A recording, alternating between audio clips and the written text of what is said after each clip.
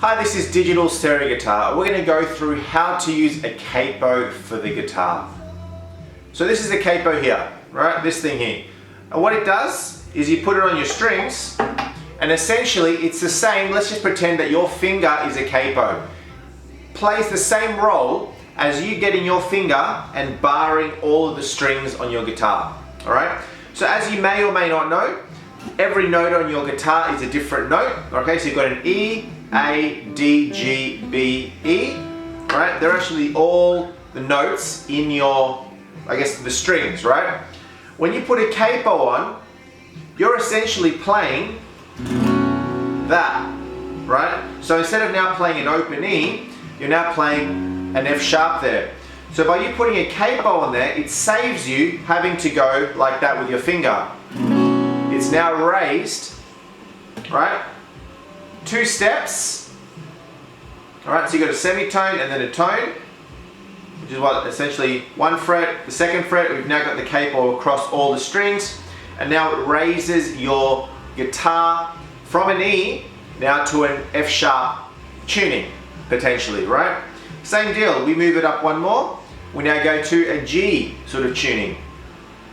Why is this helpful, you ask? So, let's go through this. Let's just say you've got a E chord, okay? You're playing a simple E chord, which is all the way over here. An E chord, and let's just say we're playing a G chord. Well, let's go for an A chord, right? So an E and an A. Alright? Now remember, there's no capo here, but let's just pretend that the bridge of your guitar here is like your capo. Okay? You're playing an E, and there's your capo. You now put your capo on that 2nd fret, which is now an F sharp, and now let's just pretend your bridge has now moved to here. So now we play an E, the E shape again.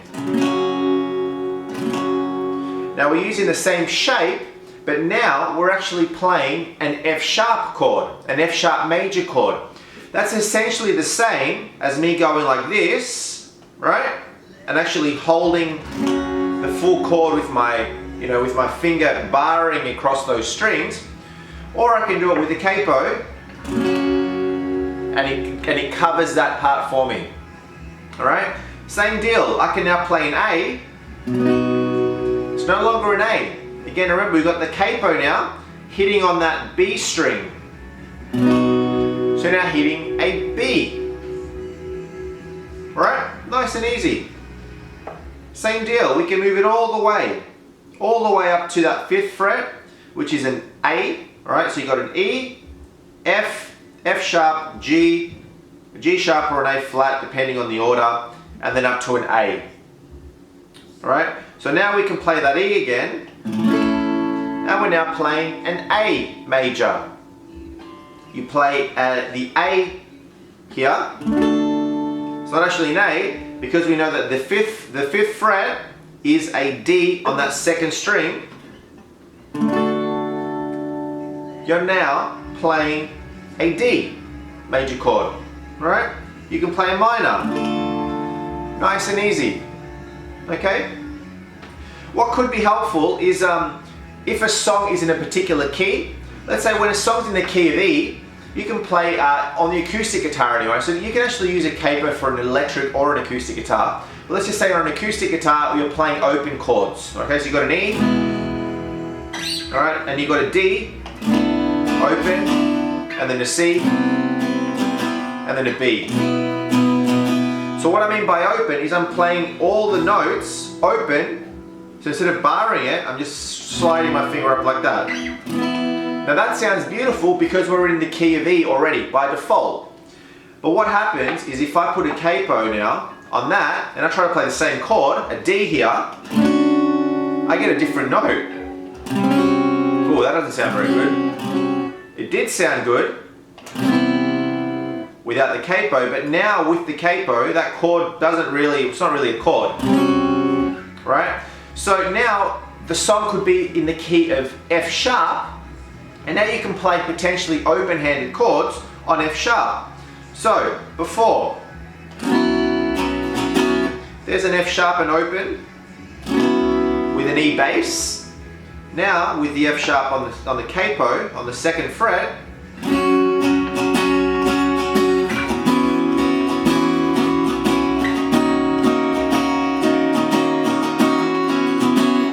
you've essentially raised everything up. Now, the helpful thing about a capo is that you don't actually need to know so many chords as a lot of people would make you believe, right? So you've got, obviously there's a lot of chords. You've got a G, a D, you know, there's a C, right? But then you've got the trickier chords, which are the ones that involve you pushing your finger across, you know? You've got an F sharp, you've got an A flat or a G sharp, right? You're moving up to a B flat. That sort of stuff can be difficult if you're starting out, right? So you may not be able to push down on all the strings like you would like to. Very common for a lot of new guitarists is they find it very hard to make some chords because you really need to develop over time. Obviously your fingers are going to start to get a little bit tougher and you'll be able to push harder on the strings and it won't hurt essentially when you're playing.